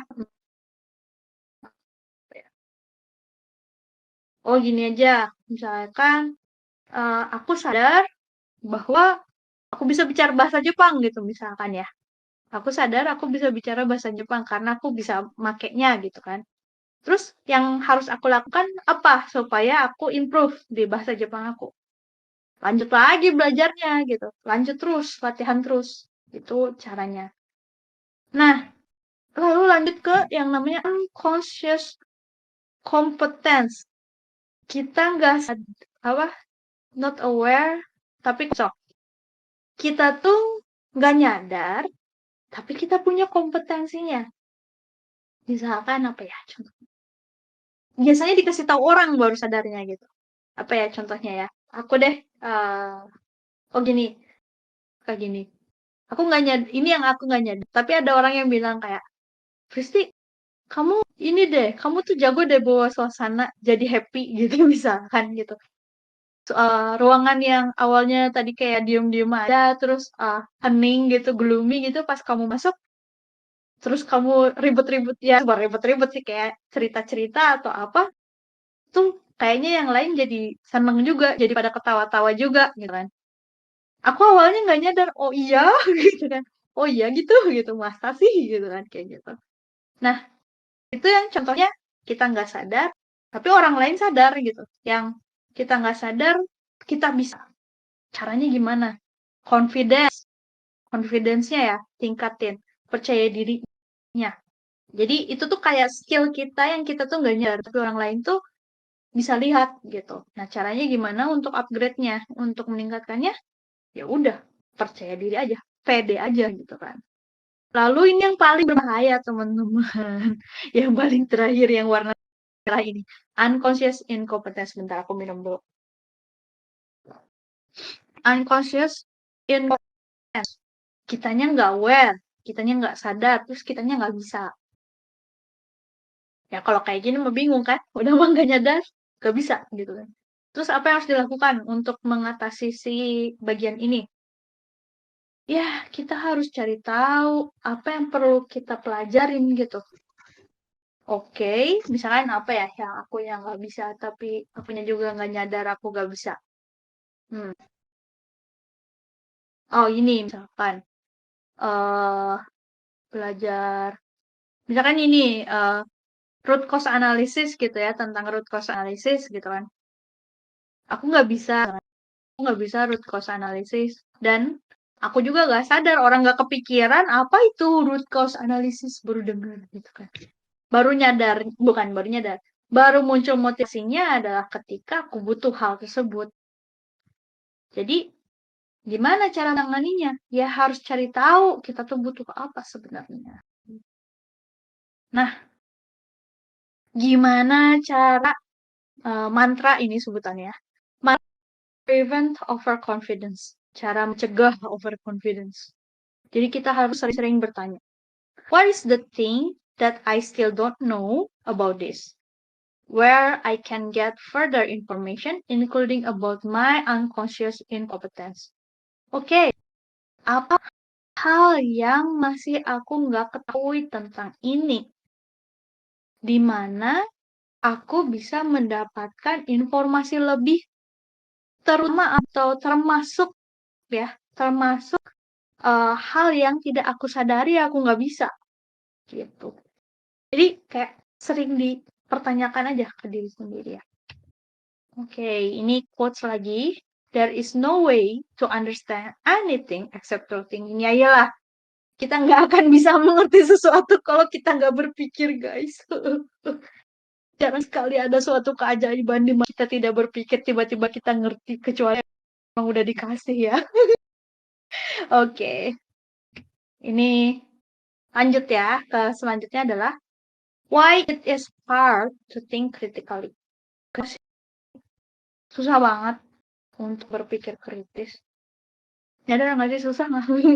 Kalau aku sih susah ya, karena kayak harus aware terus, sadar terus, harus memperhatikan data-data terus gitu, harus mempertanyakan segala sesuatu kan capek ya, capek banget. Nah, ini tuh kenapa sih kita susah banget untuk berpikir kritis? Yuk kita lanjut. Yang pertama, ada yang namanya availability heuristic. Jadi ini tuh kayak bias gitu, atau bias yang mencegah kita untuk kritis. Ini sering banget terjadi dalam kehidupan kita sehari-hari, teman-teman. Jadi, ada informasi banyak banget. Tapi, yang kita ambil informasinya, cuman informasi yang kecil, souprit, yang sering muncul di media, misalkan. Biasanya itu frequent, extreme, vivid, sama negatif. Contohnya, apa ya? Oh, gini. Contohnya, misalkan, nonton TV. Wah, pesawat Malaysian Air MH307 hilang, gitu kan. Hilang di tengah lautan, gitu kan. Langsung ada berita kayak gitu. Terus itu kita nonton berita itu. Langsung kita pegang berita itu sebagai sumber fakta. Bahwa naik pesawat itu berbahaya. Karena bisa jatuh di tengah lautan. Kayak gitu. Terus jadi kayak, tuh kan bener gitu. Tuh kan bener, pantesan gue tuh takut naik pesawat gitu. Pantesan gue tuh takut naik pesawat, orang pesawat aja jatuh kemarin gitu kan. Orang pesawat aja hilang kayak gitu kan. Terus tiba-tiba nonton TV. Oh ya bener tuh kan, bener confirm nih. Jadi tuh ini bahaya. Berbahayanya kenapa? Karena kita tuh cuma mengambil salah satu kecil aja. Suatu fakta yang sangat kecil yang nggak bisa kita jadikan suatu base foundation of argument, tapi kita jadiin itu sebagai sumber kebenaran gitu kan. Itu harusnya nggak boleh. Ini kayak di sini ya disebutin. What actually happens in the world sama covered in the news. Ya biasa mah yang masuk di news ya pasti yang inilah, pasti yang negatif-negatif, kalau enggak yang bizarre gitu kan, yang baru masuk di news kan. Padahal mah nggak gitu. Gitu. Sebenarnya yang terjadi di dunia itu misalkan ya dari segitu banyaknya pesawat, maksudnya segitu ribuan gitu ya, berpuluh-puluh ribu malah, berpuluh-puluh ribu penerbangan, nggak banyak-banyak juga sih yang jatuh gitu kan, istilahnya kayak gitu. Jadi, ya yang masuk ke berita mah ya pasti yang jatuh lah gitu. Ngapain memberitakan, waduh hari ini pesawat penerbangan dari mana ke mana bisa terbang dengan lancar tanpa ada delay gitu kan. Banyak dong gitu kan, kok kayak gitu kan. Nggak seru dong. Kan manusia itu paling suka, teman aku nih baru baca, paling suka yang namanya berita negatif. Otak kita itu suka banget. Apa? Karena kita tuh metode berpikirnya masih seperti orang purba. Orang purba kan harus survive terus ya. Karena kan dia lingkungannya keras, terus apa istilahnya, kalau kita meleng dikit ntar kita diterkam sama singa gitu kan, orang zaman purba gitu. Jadi otak kita tuh harus alert terus gitu.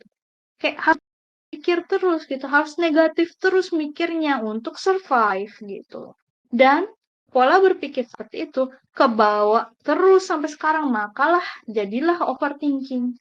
Jadilah berpikir negatif yang aneh-aneh. Jadi gimana kalau A, gimana kalau B gitu, tapi yang jelek-jelek. Jadilah yang tadi yang tuh kan pesawat tuh nggak aman, ntar jatuh gimana, terus gimana. Jadilah ketakutan yang berlebihan. Itu karena memang otak kita masih belum evolving gitu. Masih ke bawah otak purbanya. Dan ini yang jadi salah satu sih penyebab availability heuristic ini. Oke nih teman-teman. Ini dari lanjutan dari yang availability heuristic. Pertanyaannya, hewan apa yang paling mematikan bagi manusia? Ada nggak yang bisa jawab, teman-teman? Hewan apa nih yang paling mematikan bagi manusia? Ada nggak yang mau jawab? Siapa-siapa?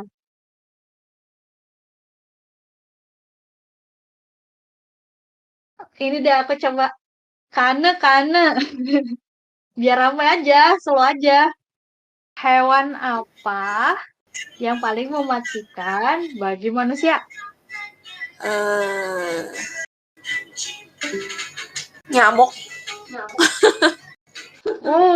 Oke. Argumennya apa, Kane? Kamu jawabnya Karena bisa bawa penyakit menular yang membahayakan kayak DBD.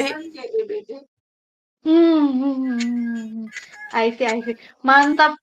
Luar biasa. Bener jawabannya, Kak. Serius? Iya. Jadi berdasarkan data itu hewan paling mematikan di dunia ini bagi manusia adalah nyamuk, teman-teman. Jadi kayak per tahunnya itu kayak aku lupa angkanya berapa, tapi jumlahnya jauh lebih banyak daripada korban ubur-ubur, daripada korban buaya, daripada korban singa, atau daripada korban-korban binatang lainnya yang kira-kira menyeramkan, yang kita anggap menyeramkan. Nah gitu. Bener banget nih, Kak Anu mantap banget nih, berpikirnya udah kritis. Dan alasannya adalah karena dia membawa virus berbahaya. Bener banget, ini juga yang gak kelihatan sama kita. Hewan yang paling membahayakan itu bukan yang serem, bukan yang gede, bukan yang bertaring, bukan yang bukan yang kuat gitu istilahnya. Tapi justru yang kecil kayak nyamuk gitu. Ini kan yang kadang-kadang nggak kepikiran karena otak manusia pasti kepikirannya yang gede, yang bertaring, yang kuat, terus yang muncul di TV. Yang muncul di TV kan biasanya ngeri-ngeri, diserang apa tuh namanya tuh lupa. Hiu gitu misalkan, yang digigit hiu lah, atau enggak ada buaya lepas lah, atau enggak diserang komodo lah apa gitu kan. Tapi enggak guys, secara statistik hewan yang paling mematikan itu memang mosquito gitu. 1 juta guys tuh di googlingin sama dia. Lihat banget. Iya, jadi bener-bener apa ya teman-teman? Ketika kita berpikir kita itu jangan langsung mengidentikan kata-kata mematikan, menyeramkan itu dengan sesuatu yang besar, dengan sesuatu yang bertaring, dengan sesuatu yang serem gitu. Konteksnya dulu. Definisi mematikan itu apa? Definisi mematikan itu bisa membuat manusia mati kan istilahnya kan. Berarti yang kita cari adalah jumlah kematian. Jumlah kematian berdasarkan sus tersebut gitu. Gitu, kata kuncinya di situ. Benar tadi kata Kak Ana gitu kan. Kenapa? Karena mikirnya gini dulu. Oke, binatang apa yang bisa banyak? Yang jumlahnya bisa banyak. Binatang apa yang selain jumlahnya banyak, binatang apa juga yang sangat berbahaya dalam dalam konteks dia membawa sesuatu yang bisa menimbulkan kematian bagi manusia gitu. Dari situ kita jalannya. Gitu, bener. Jawabannya adalah nyamuk. Oke, lanjut. Selanjutnya adalah yang namanya confirmation bias. Jadi ini tuh kayak tendensi kita untuk mencari, menginterpretasikan, atau mengingat informasi di mana itu mengkonfirmasi atau memvalidasi ya istilahnya, memvalidasi kepercayaan kita gitu terhadap sesuatu. Misalnya gini ya, apa sih? Jadi contohnya seeking evidence that confirms our beliefs gitu kan. Di sini dilihat ya, and ignoring information that contradict. Oke, yuk kita contohin. Misalkan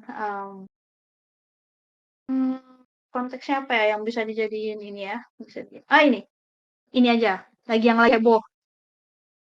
Pembangkit listrik tenaga nuklir gitu ya. Aku kasih contoh ya. Ada berita nih. Pembangkit listrik tenaga nuklir apakah benar ramah lingkungan atau tidak? Gitu kan di situ. Nih orang ini nih, orang yang satu, dia udah benci banget sama si yang namanya pembangkit listrik tenaga nuklir. Karena dengan satu dan lain hal, dia kayak misalkan contohnya kebanyakan nonton film apokalips atau kebanyakan nonton berita yang emang jelek-jeleknya aja nuklir gitu kan. Langsung nuklir itu berbahaya. Nuklir itu bisa membuat umat manusia istilahnya nanti kiamat lah apalah apokalips gitu. Ntar kayak Fallout gitu kan. Ntar kayak apa sih namanya? Kayak Chernobyl gitu atau ntar kayak Fukushima gitu. Terus dia nonton berita atau baca koran atau misalkan koran lagi udah nggak usum ya sekarang koran baca artikel di internet yang bicara tentang pembangkit listrik tenaga nuklir merusak lingkungan misalnya gitu ya. Misalnya enggak juga sih sebenarnya kalau rusak lingkungan malah kalau dibandingin sama pembangkit listrik tenaga lain kan dia paling efisien ya nuklir itu. Misalnya dia baca masuk ke situ artikel tersebut. Terus dia langsung tuh kan kata gue juga gitu kan. Kata gue juga emang tuh yang namanya nuklir mah kagak bener dah gitu. Pasti jelek gitu kan kayak gitu. Itu mengkonfirmasi beliefnya dia padahal ada juga fakta-fakta lain yang nggak dia gali, terutama tentang nuklir tersebut yang kontradiksi sama dia gitu. Di mana efisiensi pembangkit listrik tenaga nuklir jauh lebih tinggi daripada pembangkit listrik yang lainnya. Walaupun terbarukan, apalagi angin mah mana ada efisiensinya orang hilang banyak banget energinya kan. Angin, tenaga surya itu efisiennya rendah banget guys kalau dibandingin nuklir gitu kan. Batu bara, minyak lagi kan itu kan masih rendah gitu secara efisiensi ya. Kalau kita lihat efisiensi. Orang nuklir tuh cuman kayak kecil doang tuh reaksinya tuh bisa sangat besar dan menimbulkan energi yang sangat besar. Cuman memang masalahnya adalah di prosesnya ya kan. Nah, di situ dia tidak menggali ke dalamnya. Kayak gitu sih orang itu. Kayak gitu. Jadi itu yang namanya ada confirmation bias gitu. Nah, ayo teman-teman sekarang kita sebentar aja paling 2 menit nonton apa itu yang namanya sesat pikir. Ini videonya YouTube-nya 1% ya. Aku play sebentar sini.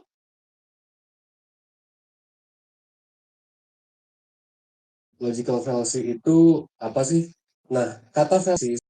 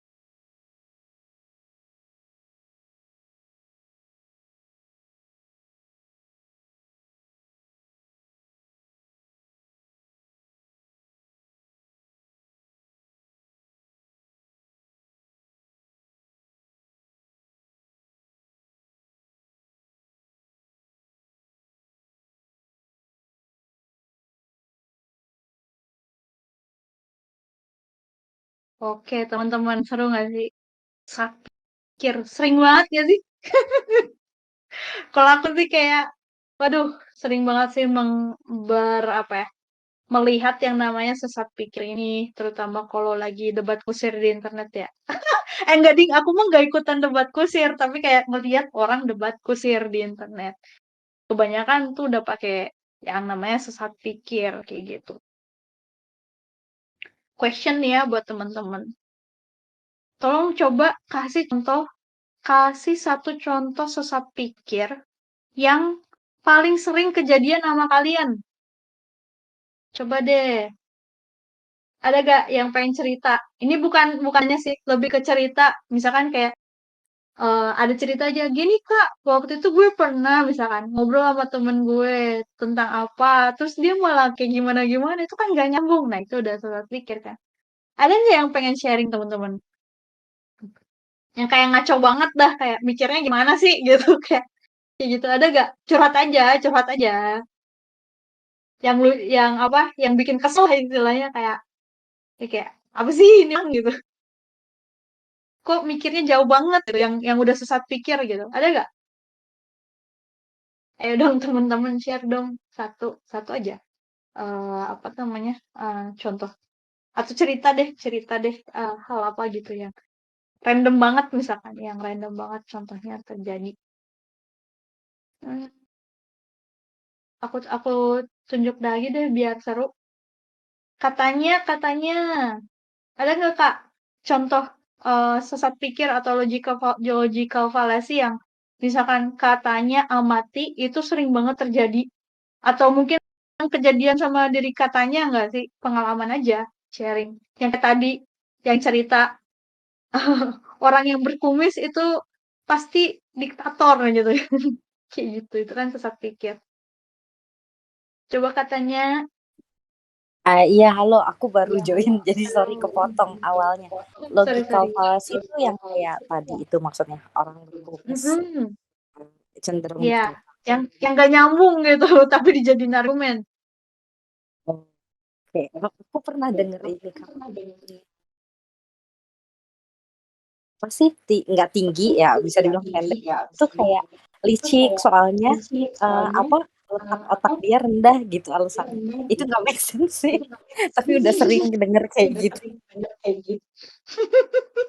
Nggak make sense dan parah Aduh, itu banget lucu banget kalau dibilangnya kata dia, sumpah. karena otaknya rendah dibilangnya parah banget. Terus kalau orang tinggi ya dia baik, otaknya kan lebih tinggi, itu parah banget sih nggak logika. Siapa yang ngomong kayak gitu? Orang-orang di kantor. Lucu. Itu satir nggak? Atau emang mikirnya beneran kayak gitu? Kenapa? Aduh. Itu cuma satir gitu, maksudnya kayak bercandain, atau emang ada orang yang berpikir seperti itu kah? Enggak satir sih, jadi kan emang ada yang kurang tinggi ya di kantor ya, terus apa sih dianggapnya tuh gitu tuh misalnya inisial ya, misalnya si B tuh misalnya si B licik tuh dia tuh karena pendek tuh kan, karena otak dia tuh rendah katanya gitu, otaknya di bawah makanya licik. Terus nggak make sense-nya juga, kok otak rendah jadi apa namanya, jadi licik. Mungkin kalau otak rendah dibilang bodoh bisa gitu ya, tapi ini otak rendah malah jadi licik.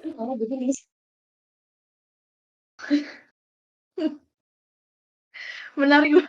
Lucu banget sumpah sih katanya, sumpah lucu banget. Makasih ya Kak jawabannya. Kalau ada yang contoh lain yang aneh-aneh lagi boleh di-share juga loh. Itu sangat komedi. Oke. Ini ada lagi dari Kak Cynthia yang di chat ini bilang kalau introvert nggak bisa public speaking. Bisa nggak Kak? Iya bisa banget. Belum tentu dia introvert terus dia nggak bisa public speaking kan. Ini nggak, ini sesat pikir, salah satu sesat pikir. Nah, bagaimana kadang ya orang yang lucunya ya, orang-orang yang logical ini berusaha menyambung-nyambungkan sesuatu, hanya muncul yang namanya cocok logi. Nah, muncul awal mula cocok logi itu dari sesat pikir gitu. Jadi kayak, oke, aku contohin yang Cynthia ya, yang introvert nggak bisa public speaking. Mungkin orang yang cocok logi akan langsung bilang, ya introvert tidak bisa public speaking karena introvert lebih senang sendiri daripada orang lain, atau karena introvert butuh energi lebih untuk berbicara di depan publik. Apakah itu salah atau benar? Benar aja, faktanya mah iya kan, introvert butuh energi lebih dibandingkan ekstrovert. Tapi apakah itu bisa menentukan introvert itu tidak bisa public speaking atau tidak? Itu kan nggak bisa gitu. Ya, banyak sih teman-teman yang sangat absurd. Misalkan contohnya, kok malah jadi nggak keluar ya kalau aku bisa inget-inget. Banyak yang terjadi sama aku, soalnya kayak aneh-aneh gitu lah. Apa ya? Oh, ini aku waktu itu agak kesel ya. Jadi aku tuh pernah ya guys, posting istilahnya sertifikat gitu ya. Posting sertifikat di LinkedIn. Itu kan sangat biasa ya, posting sertifikat udah lulus apa, misalkan atau enggak habis kursus apa terus dapat sertifikat ya kan biasa ya. LinkedIn atau Facebook aku lupa. Terus ada yang komen kayak, "Oh, kamu udah apa namanya? eh kamu lulus ini." Pokoknya dia kayak coba coba kayak ada yang komen gitu, "Coba ilmu agamanya juga dalemin."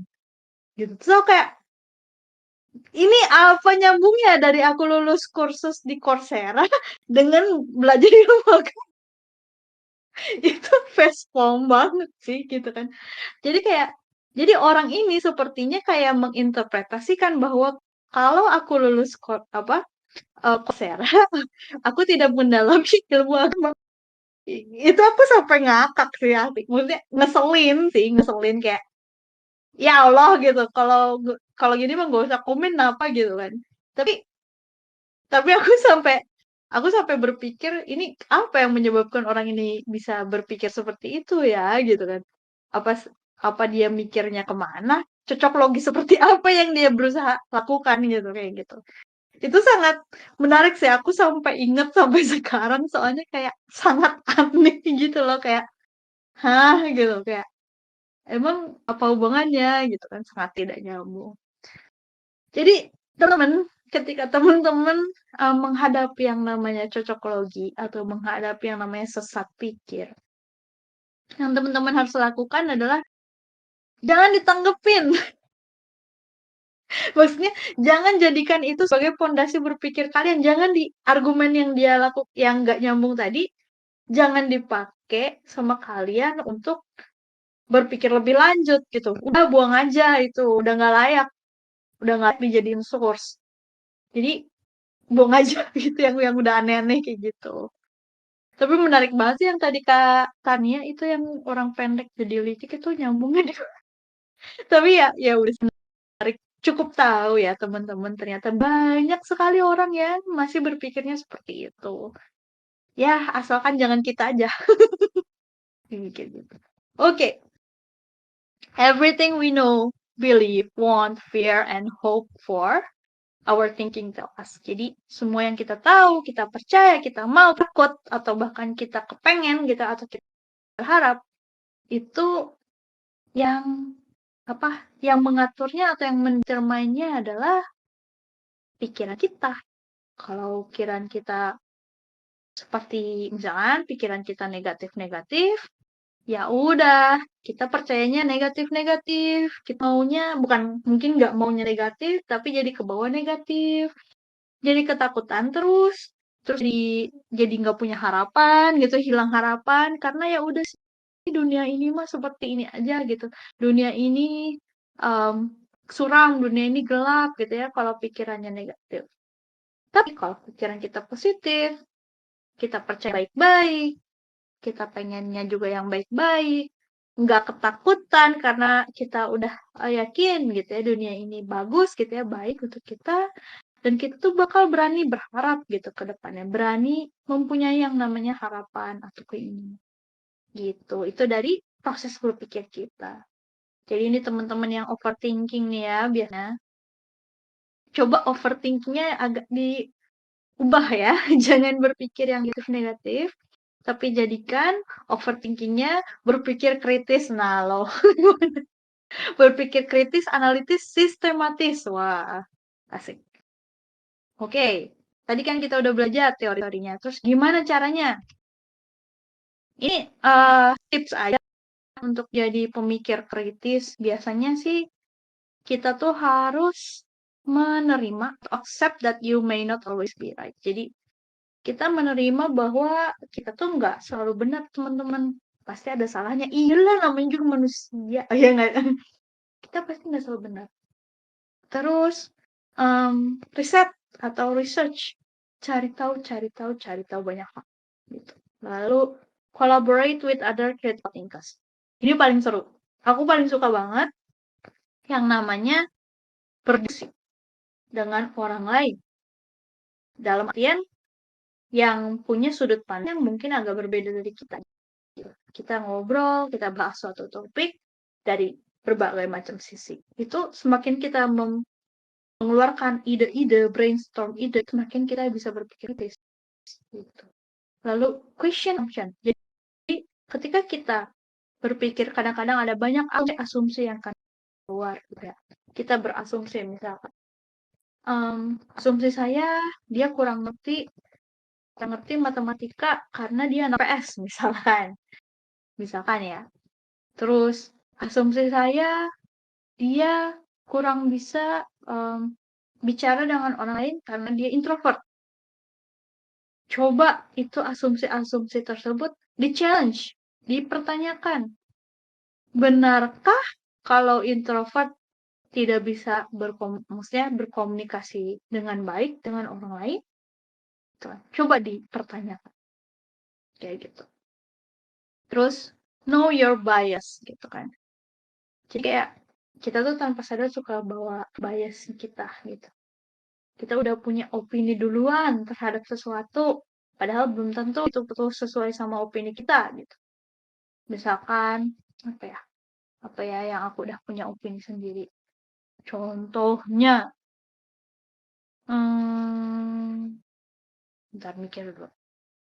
Oke, contohnya ini deh. Contohnya musik metal gitu. Musik metal itu pasti berisik. Gak ada artinya lagunya gitu kan. Itu bias kan. Maksudnya kayak bias aku gitu. Opini aku yang di awal. Belum tentu padahal kan. Aku harus cari tahu dulu. Bener nggak asumsi aku tuh? Atau bener nggak? Apa gitu cuman biasa aja karena aku emang gak suka musik metal. Terus, think in reverse. Misalkan kita biasa mikir A, B, C. Sekarang dari C, B, A. Jadi dari balikannya gitu kan. Jadi biasanya kita mikir, mungkinkah X menyebabkan Y? Gitu. Atau malah mungkinkah Y yang menyebabkan X? Gitu. Apa ya contohnya ya yang kayak gitu. Oke. Penyebab kemiskinan adalah kurangnya pendidikan. Gitu. Dibalikin sekarang mikirnya. Kurangnya pendidikan adalah penyebab kemiskinan. Nah, kalau ayo itu gimana? Gimana itu dua argumen tersebut gitu. Coba dilihat gitu kayak apakah benar atau enggak? Coba aja diputar-putar, dibalik-balik itunya. Terus kayak telah lagi. Oke, teman-teman. Selanjutnya adalah latihan, guys. Jadi, kita tuh harus tahu kalau yang namanya critical thinking itu bisa dilatih kayak kita naik sepeda. Gitu. Jadi, kan kalau kita naik sepeda, pertama kali kita naik sepeda itu ada roda 4 ya di belakangnya ya. Roda 4 biar kita gak jatuh-jatuh. Nah, roda 4 itu dianggap sebagai other people opinion gitu. Kenapa? Bentar, gini aku mau bahas dulu. Kenapa sih kita butuh other people opinion sebagai si roda 4 kita? Iyalah, kan? Waktu kita kecil, kita kan gak tahu apa-apa. Masih balita, anak-anak gitu kan, ABG gitu kan. kita sangat butuh opini orang lain, kita sangat butuh teori-teori dari orang lain, karena kita nggak bisa cari tahu segalanya sendiri, teman-teman. Misalnya, gimana cara menggunakan sendok gitu. Ya pasti diajarin dong sama orang lain, pasti diajarin dong sama orang tua, atau juga aja. Gimana nulis misalkan, tangannya gimana gitu, jarinya bentuknya gimana, cara cara memegang pensil yang baik dan benar, itu kan dikasih tahu orang. Nggak kita nggak kita belajar tiba-tiba tahu sendiri kan, itu kan kayak diajarin. Terus belajar A, B, C, D, E, F, itu kan dikasih tahu orang. Itu semua opini orang loh, gitu. Atau enggak diajarin sama orang tua kita, atau diajarin sama keluarga kita gitu kan, kayak semua yang mereka percayai, misalkan semua asumsi-asumsi yang mereka anggap itu jadi bagian dari pemikiran kita dulu. Kita masih istilahnya dibantu cara berpikirnya oleh mereka. Itu anggapannya adalah seperti roda bantu ya, seperti roda 4-nya di sepeda ini. Tapi ketika kita udah mulai pinter nih naik sepedanya, perlu nggak roda 4-nya? Enggak kan, bisa dicabut rodanya. Kita udah bisa naik sepeda kok. Nggak usah dibantu, orang nggak jatuh kalau nggak pakai roda 4 juga. Jadi kita tuh harus latihan supaya otak kita itu bisa berpikir kritis. Jadi kita tuh ketika mikir nggak akan dipengaruhi sama yang namanya opini-opini orang lain, atau bahkan bias-bias dan juga sesat pikir gitu. Ketika kita bisa berpikir sendiri. Tuh, ini yang harus dikasih tahu sebenarnya ya, sama gak cuman anak-anak kita atau generasi muda, tapi kita juga. Oke. Kita tuh bisa latihan, guys. Yang tadi naik sepeda tadi, bisa latihan supaya kita tuh bisa berpikir kritis secara default. Jadi standar udah berpikir kritis. Jadi apapun berpikir, kita akan berpikir kritis. Nah, di sini ada gambar dua otak hasil scan. Yang pertama, ketika dia tidak berlatih, dia masih naif. Lalu ketika sudah dilatih, jadi praktis. Nah, di sini adalah aktivitas otaknya lebih kuat yang mana. Yang ketika naif, bisa kelihatannya di sini left sama right-nya itu ada aktivitas di dua-duanya. Tapi ketika sudah dilatih, ketika untuk menghadapi, ini ada konteksnya ya, ada kalanya kita perlu juga berpikir dengan otak kanan. Tapi itu nanti. Untuk yang konteks ini kita berpikir dengan otak kiri. Jadi semuanya bisa dilakukan dengan otak kiri. Ini ada juga critical sama analytical thinking konsepnya. Jadi mulai dari mencari informasi, terus dia questioning, terus bikin punya view sendiri, terus debate atau discussion sama orang lain gitu kan. Itu kayak gimana? Aku nggak akan jelasin detail lah. Nah, ini juga catat untuk critical thinking. Biasanya pertanyaannya 5W 1H gitu ya. Who, what, where, when, why. Dan ini juga kayak tergantung sama konsepnya apa atau argumennya apa. Nanti aku kasih lah ya ini yang slide-nya sama teman-teman kalian bisa dibaca sendiri. Oke. Ayo latihan berpikir kritis. Oke, latihan 1. Think about your thinking. Waduh. Berpikir tentang caramu berpikir. Walah. Jadi ini maksudnya adalah coba teman-teman refleksi bagaimana teman-teman berpikir selama ini caranya. Jadi caranya adalah make a list of any problem you believe currently exists with your thinking. Try to be explicit as possible. The more issue you identify, the better. For each problem you identify, complete the following statement. One problem with my thinking is blah, blah, blah. And then this is a problem because blah, blah, blah. If I adequately address this problem, the quality of my life will improve in the following ways. Nah, ini menarik banget. Ini bakalan nyambung kemana-mana, lebar-lebar kemana-mana. Ini boleh deh teman-teman coba coret-coret, terserah sih. Yang nggak usah coret-coret juga nggak apa-apa. Cuman aku kasih contoh aku ya. Ini bisa teman-teman coba sendiri. Tapi aku kasihku, aku kasih contoh yang kemarin akhir-akhir ini terjadi deh, yang aku pernah cerita di Discord yang tentang aku ketemu inner child-ku gitu kan. Yang apa namanya? Ya waktu aku di Thailand aku buru-buru mau naik bus gitu kan, mau cari bus gitu ya. Itu kan aku prosesnya berpikir gitu kan. Prosesnya berpikir tapi buru-buru nggak jelas gitu kan. Berpikirnya seperti itu. Jadi aku akan coba analisis kejadian tersebut. Oke, aku coba ya. Jadi problem with my thinking is jadi masalah yang terjadi kasusnya adalah aku tuh pengen cepet-cepet sampai di bandara karena aku nggak takut dimarahin dan nggak mau telat gitu ya. Takut ketinggalan pesawat. Kasusnya seperti itu.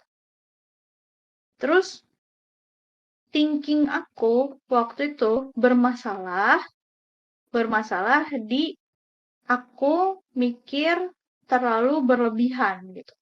Mikirnya selalu kondisi terburuknya. Kalau ketinggalan pesawat gimana? Kalau salah gimana? Kayak gitu. Pemikiran tersebut tidak baik atau salah gitu kan. Karena pada kenyataannya aku udah pergi dari 3 jam atau 4 jam sebelumnya ya, which is waktunya masih sangat-sangat cukup dan aku tidak akan terlambat. Jadi ya istilahnya aku pikir lebay gitu ya. Terlalu lebay itu salah. Itu problem aku. 1. Nomor 2. This is a problem because kenapa ini jadi problem aku? Oke, terus aku pikir. Lama mikir. Oke. Aku jadi kayak gitu, proses berpikirnya itu adalah karena ketika aku waktu kecil, aku ketika aku berbuat salah atau ketika aku terlambat, aku dimarahin. Jadi, tanpa sadar, konsep bahwa aku tidak boleh salah, aku tidak boleh terlambat, masuk ke dalam proses berpikir aku gitu. Kayak gitu. Lalu pertanyaan nomor 3 nih, aku coba pakai kasusku ya. Teman-teman boleh potret sendiri masing-masing ya, coret-coret sendiri masing-masing. Pakai kasus teman-teman sendiri gitu. Coba telaah lah. Gitu. If I adequately address this problem, the quality of my life would be improved in the following ways. Kalau aja aku bisa mengadres problem ini, masalah ini, kemungkinan kualitas hidup aku akan meningkat di kalau aku pikir mungkin kualitas hidup aku akan meningkat di relationship dengan orang lain karena aku jadi nggak ngeburu-buruin orang lain. Waktu kejadian terjadi waktu itu aku sama suamiku. Jadi aku kayak ngeburu-buruin suamiku gitu kayak ayo dong gitu. Jadi kayak fisik gitu akunya jadi menyebalkan gitu. Terus coba ya ini aku sambil mikir ya teman-teman. Apalagi ya aspek yang akan membaik ketika jadi mungkin di ini kali ya, di aspek self development-ku kali ya, bagaimana aku jadi kalau aku ya ngebenerinnya ini mungkin aku akan jadi lebih kenal dengan diriku sendiri ya secara objektif. Jadi aku proses mengenali diri ini aku masukkan ke dalam self development. Jadi mungkin dari relationship, self development, dan juga mungkin mindset ya. Mindsetku akan jadi lebih baik ya, tidak terburu-buru. Jadi tidak terburu-buru seperti itu. Gitu. Ini contohnya ya, contoh dari aku. Kalau teman-teman mungkin ada itu sendiri gitu.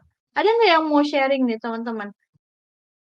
Yang kayak tadi yang aku contohin. Misalkan akhir-akhir ini ada satu kejadian, terus teman-teman sadar ternyata penyebab kejadian itu adalah kesalahan berpikir dari teman-teman sendiri. Ada nggak? Siapa aja deh boleh.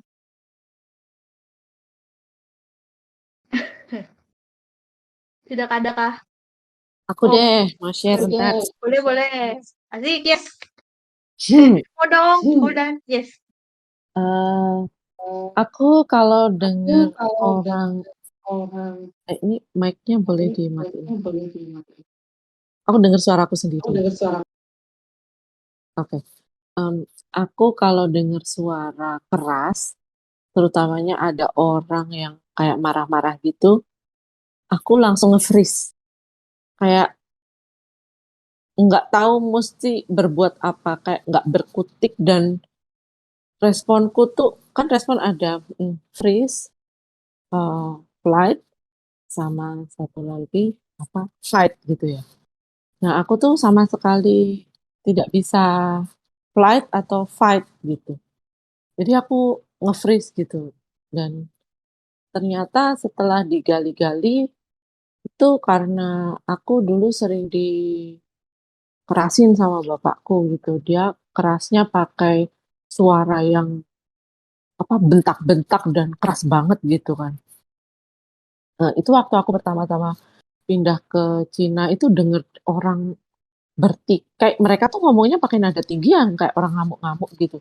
Bertikai tuh aku kayak yang deg-degan gitu, kayak takut gitu. Ini aku mesti gimana?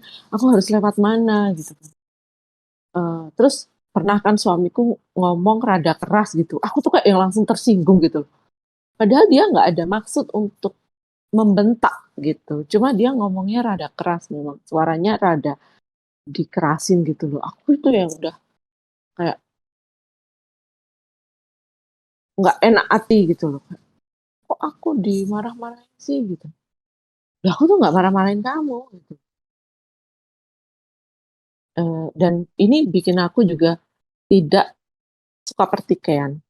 Jadi kayak adu argumentasi yang sampai panas gitu tuh aku bener-bener yang nggak mau terlibat sama sekali, nggak mau lihat, nggak mau nonton acara debat-debat di TV manapun, debat PM, debat pegawai negeri, pegawai negeri, debat calon presiden, maaf.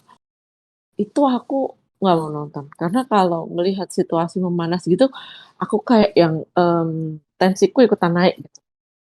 Dan it escalates quickly gitu, kayak apalagi kalau di depanku langsung itu aku bisa langsung nge-freeze gitu.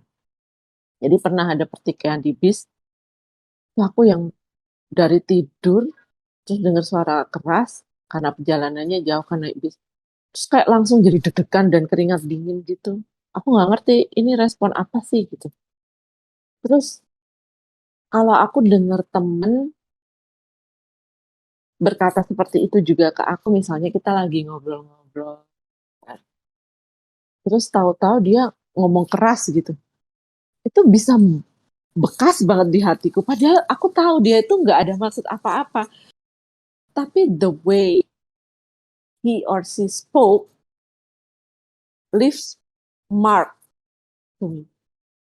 Jadi kayak kalau orang bilang aku nggak bisa dikerasin, itu bukan kayak gitu. Karena aku terlalu sering dikerasin, jadi sekarang kalau dengar suara yang seperti itu, aku jadi kayak nge-freeze gitu loh, gimana sih, Risti? Nah, itu yang mesti pelan-pelan aku, mindsetnya. Bahwa kalau mendengar suara keras, ya coba dilihat dulu sebenarnya ada apa sih. Apakah kita bisa bantu daripada kita, udah mikir aja dari sini, daripada aku panik gitu kan. Itu juga tidak menyelesaikan masalah kan ya. Jadi mungkin dari situ aku bisa. Terus kalau lihat debat ya udah dilihat aja, nanti kalau udah mulai nggak nyaman ya dimatiin gitu. Atau pindah channel lain. Jadi aku em, nggak mau berkubang di situ terus karena ya itu suatu kemunduran. kita kalau kerja sama banyak orang, kemungkinan terjadi gesekan akan mungkin terjadi kan. Salah satu mungkin bisa nada tinggi untuk membela opininya gitu kan. Nah, masa iya aku nggak bisa bertahan dengan itu kan? Aku harus belajar menghadapi itu semua. Itu sih yang aku ubah setelah beberapa, maksudnya setelah addressing, okay, I have this problem in me. Gitu. Sudah, Fisti. Asik, makasih Mbak Wulan sharingnya. Coba aku kulik lagi ya Mbak Wulan. Kalau misalkan Mbak Wulan bisa berhasil mengatasi masalah ini atau permasalahan dalam proses berpikir ini, kira-kira kualitas hidupnya Mbak Wulan tuh akan meningkat di mana aja gitu? Apa aja yang bagus sih Kak kalau misalkan berhasil? Yang pasti sih dari segi komunikasi ya, karena aku sangat menikmati berkomunikasi dengan banyak orang. Dan kadang baca chat itu kan beda dengan kita ngobrol langsung seperti ini. Baca chat itu kita bisa punya indikasi dan asumsi macam-macam. Ini orang ngomongnya sambil merepet, sambil cepat, sambil nada tinggi, sambil nada rendah, sambil santai, sambil apa kan kita nggak bisa. Jadi aku selalu pastikan kalau memang eh, orang itu dalam keadaan baik-baik saja sebelum dia, maksudnya tidak mau berasumsi apapun sih itu kalau dari bahasa chatting. Nah, kalau ketemu langsung atau via Zoom bisa lebih enak lagi kan kita bisa dengar dan kita bisa lihat raut mukanya meskipun tidak bisa 100% seperti kita one on one langsung ketemu ya maksudnya. Tapi tetap ya lumayan lah maksudnya aku belajar, oh orang ini sedang mencoba untuk mempertahankan opininya. Jadi aku merasa kalau aku bisa menghadapi berbagai jenis macam orang dan karakternya, termasuk karakter yang tipe meledak-ledak mungkin ya, itu akan jauh lebih baik buat aku sih. Aku nggak gampang takut sama orang gitu. Tadinya aku gampang banget takut sama orang.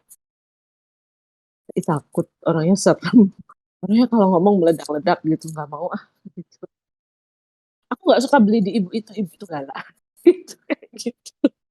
Padahal makanannya enak, tapi nggak mau karena galak. Aku sendiri yang rugi gitu loh, contohnya Festi.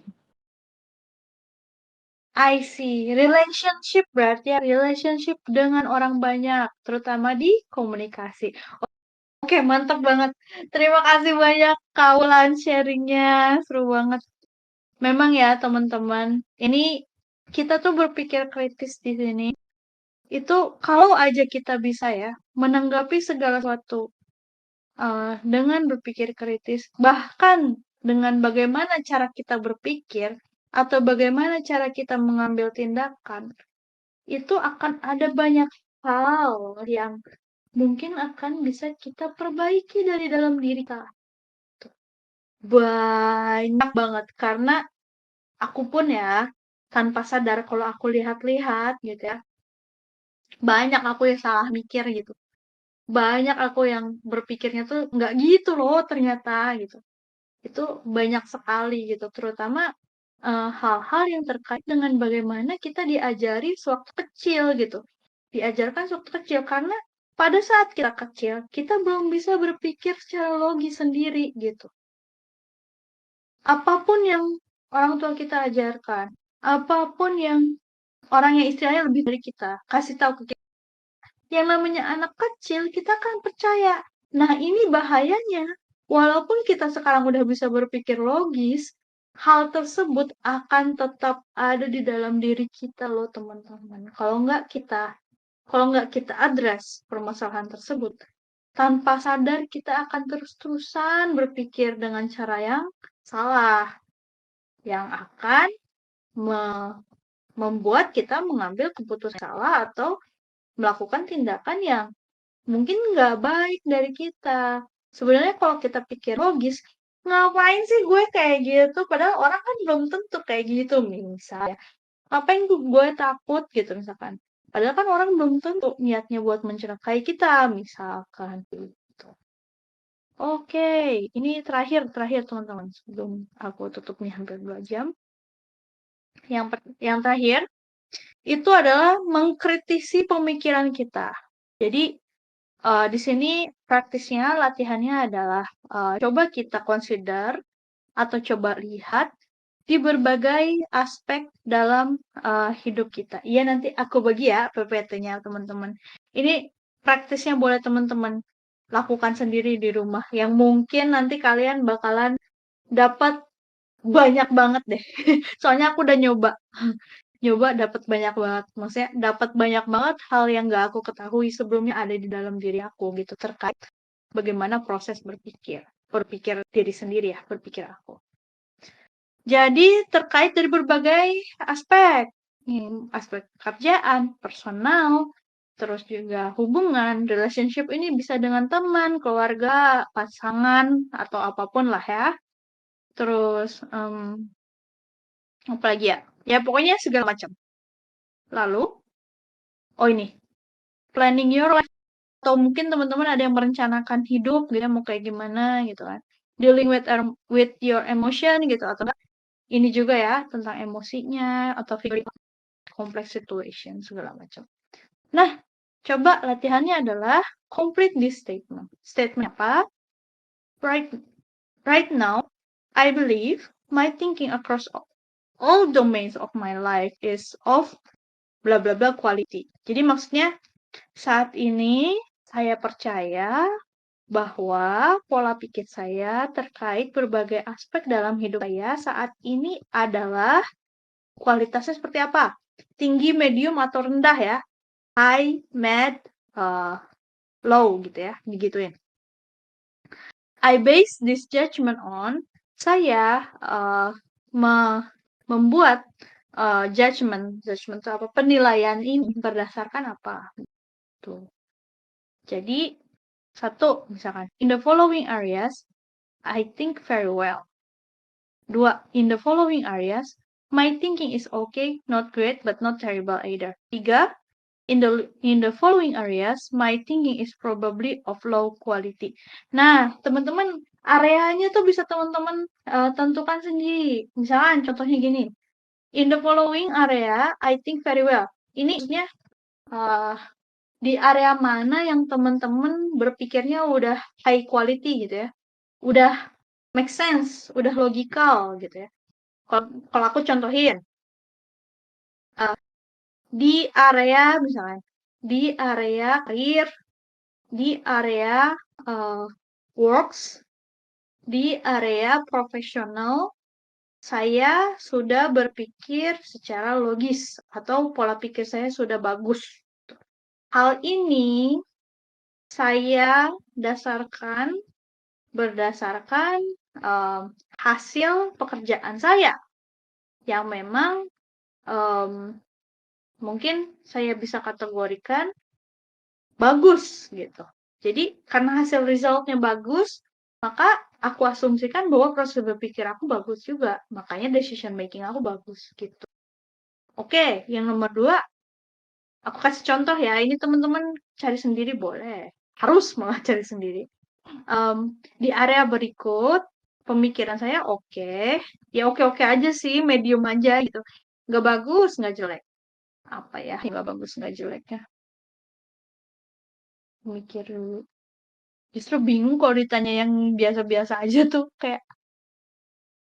Misal politik gitu. Oh. Oke. Ya boleh sih. Bener juga, aku nggak ada mikir apa-apa soal politik sebenarnya. Ya udah boleh. Kalau dalam area politik, pemikiran aku ya biasa aja, gak bagus, gak jelek. Alasannya adalah kenapa? Karena aku nggak ngerasa ini bagus karena aku tidak mendalami dan aku tidak mencari tahu data-data yang yang signifikan atau yang bisa mensupport pengetahuan aku di dalam bidang politik karena aku memang tidak ada interest di situ. Lalu aku mengkategorikan ini nggak bagus. Mengkategori ini bagus karena aku nggak kena yang namanya logical fallacy atau sesat pikir. Karena tadi itu aku tidak tertarik dengan politik, jadi aku nggak kena yang namanya sesat pikir di situ. Oke, makasih banget idenya Kak Wulan. Itu yang medium ya, atau yang nggak ada apa-apanya. Lalu yang ketiga, aku contohin lagi ya. Apa ya yang low quality ini deh, relationship deh, ngaco banget deh aku dah. Relationship dengan orang lain. Oke, terutama misalnya dengan keluarga gitu aja, gitu kan. Aku rasa pemikiranku dalam area relationship dengan keluarga low quality atau kualitasnya tidak begitu bagus. Kenapa? Karena aku sangat mudah tertrigger dengan masa lalu. Jadi kadang-kadang aku padahal keluarga misalkan siapa ngomong apa gitu kan, nggak niatnya biasa aja, nggak ngapa-ngapain, tapi akunya udah langsung mikir yang aneh-aneh gitu, udah trigger gitu kan, terus marah, terus jadi nggak mau ngobrol gitu kan. Nah, itu yang sangat low quality di relationship. Dan juga di following areas, my thinking is low quality adalah di mindset ya, mindset terhadap diri sendiri yang harus terus-terusan benar gitu. Tidak boleh membuat kesalahan. Itu sangat salah pemikiran aku. Makanya aku sebut itu sebagai low quality karena berdasarkan judgement-nya adalah berdasarkan kemampuan aku ketika diburu-buru, aku nggak bisa make decision dan biasanya make decision-nya dengan sangat jelek gitu, yang hasilnya akan aku sesali. Itu contohnya. Nah, ini kalau teman-teman pengen dalemin, teman-teman bisa list 3 area masing-masing. 1, 2, 3 apa, lalu teman-teman kasih judgement-nya berdasarkan apa, penilaiannya berdasarkan apa, 1, 2, 3. Gitu. Oke. Wah, pas banget 2 jam nih teman-teman. Habis sesi berpikir kritis kita. Bentar, aku ini dulu. Makasih Fristi. Aku matiin Sama-sama. recording-nya ya. Oke. Aku juga live yang di Instagram aku matiin. Teman-teman yang di Instagram kita udah selesai presentasinya. Sekarang mungkin ada sesi question answer tapi boleh